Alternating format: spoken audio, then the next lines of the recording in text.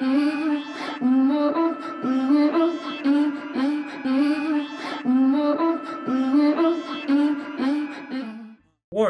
I am not a professional bodybuilder. Also, I am not a doctor or nutrition professional, and I do not provide medical advice.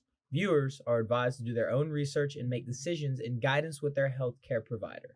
If you are pregnant, nursing, have a medical condition, or taking any medication, please talk to your physician/doctor.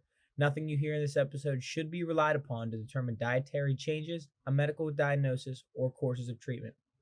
And as of the YouTube guidelines, videos discussing drugs or dangerous substances for educational, documentary, and artistic purposes are suitable for advertising so long as the drug use or substance abuse is not graphic or glorified. Thank you.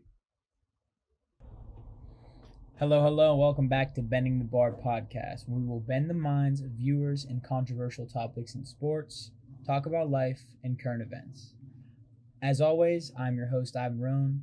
Today, Mr. Morak will not be with us because we are taking an in-depth dive of bodybuilding, something of my knowledge and specialty.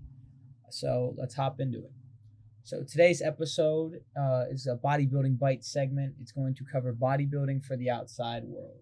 When I mean outside world, I mean people that really are not immersed in the sport. It is a very extreme sport.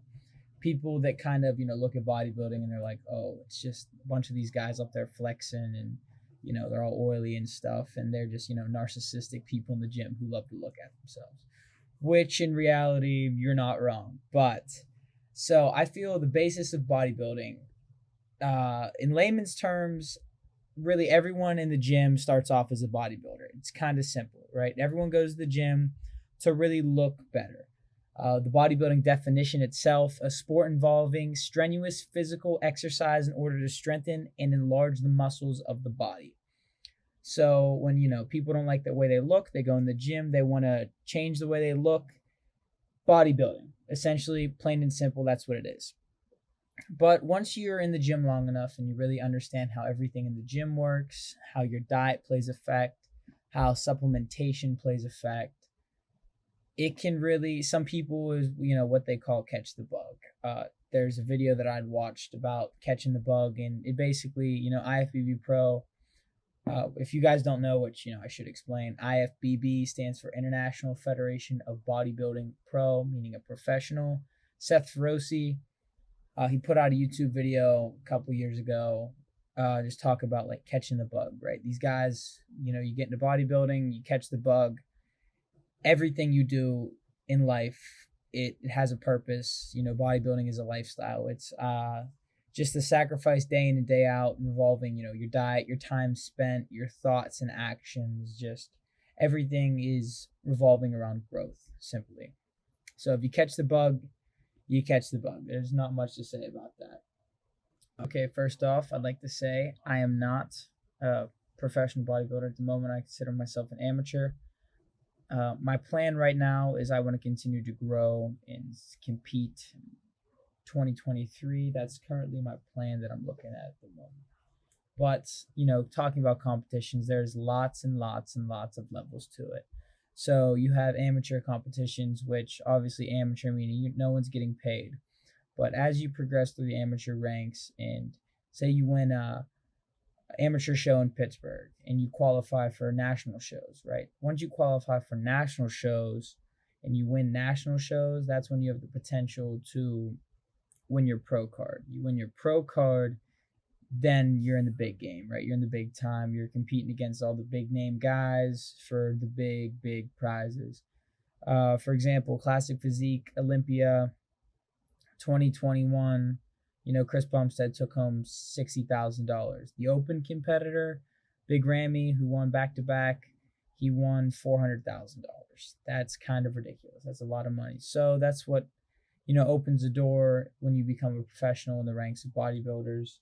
But you do have to kind of remember that it is the few and the, in between, because it's more than just the genetics. It's also the hard work and all the consistency and everything. Like you look at guys like Breon Ansley, he won Classic Physique in 2018. He was he's 42 now, so yeah, he'd have been in the late 30s that time. Brandon Curry, Big Ramy, all those guys are, late 30s. So this isn't something that they picked up, 5 years ago. It was like, yeah, I'm going to be the best bodybuilder in the world and I'm going to make, $500,000 just in one night. It's something that they started when they were in their, late teens, early 20s, and decided, okay, I'm just going to do this. I'm going to enjoy it. I'm going to just trust the process. I'm going to have fun. And then, they look down the road 10, 20 years later, they're competing for the big bucks. And that's, bodybuilding, it is not about money, right? This is not a professional sport like, the NFL or the NBA, where, millions upon millions upon millions of dollars are getting shoved around at athletes for doing minimal work. That's the reason why, I fell in love with bodybuilding, because it is truly a just visualization of hard work and dedication. Like, $60,000 to win is cool. $400,000 to win is cool. I can tell you right now, these guys work 10 times harder than any, professional NBA, than LeBron James, Tom Brady. Those guys, yeah, they work hard, but if you put in ratio, like in aspects of work ethic to money ratio, LeBron James is not putting in that much work ethic to be worth millions upon millions. Well, like, what was his contract salary? I don't even want to look at it. I remember he signed with LA for too much money, and he's not worth it. He runs his mouth, does a lot of talking, but that's besides the point. Big misconception about bodybuilding, and let's get into this, right? So I answered this question earlier with someone that had asked. They were just talking about it. Bodybuilding, the sport, competitive bodybuilding, it is not healthy.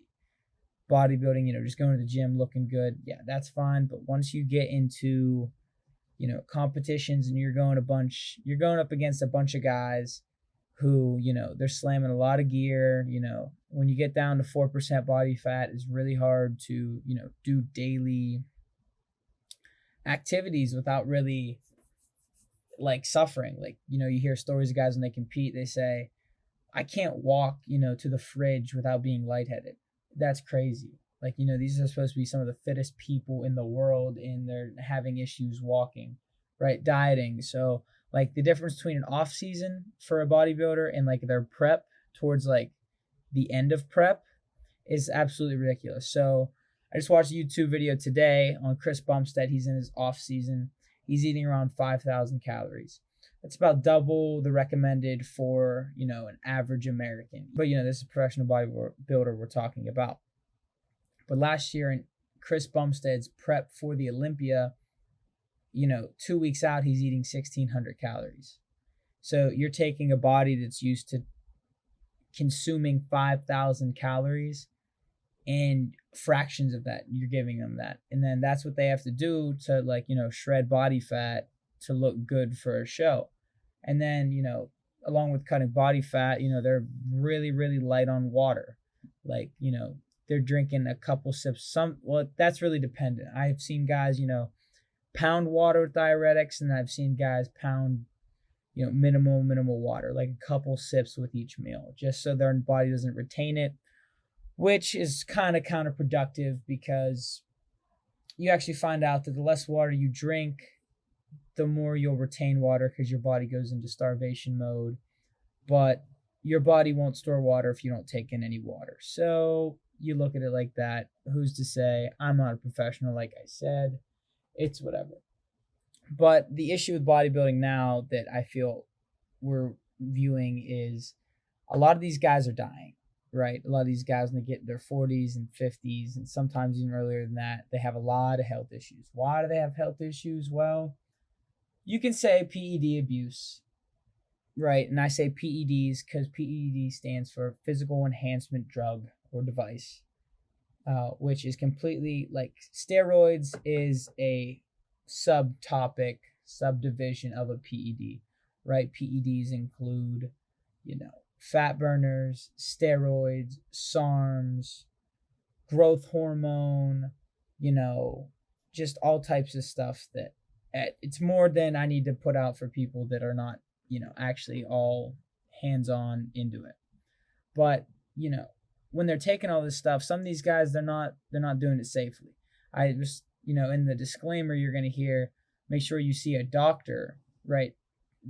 well, yeah, when these guys are taking a bunch of freaking drugs, taking 500 to 750 milligrams a test in a week, that's kind of a lot. You should get your hormones checked out. You should get your blood taken, and you should just make sure that you're safe, because it's all worth it now. But you look down the road, is it going to be worth it if you're not alive? And that's something that these guys need to look at. That's my advice to anyone who wants to hop into bodybuilding. Is a sport. Obviously be smart with your stuff. Stick to the good supplements.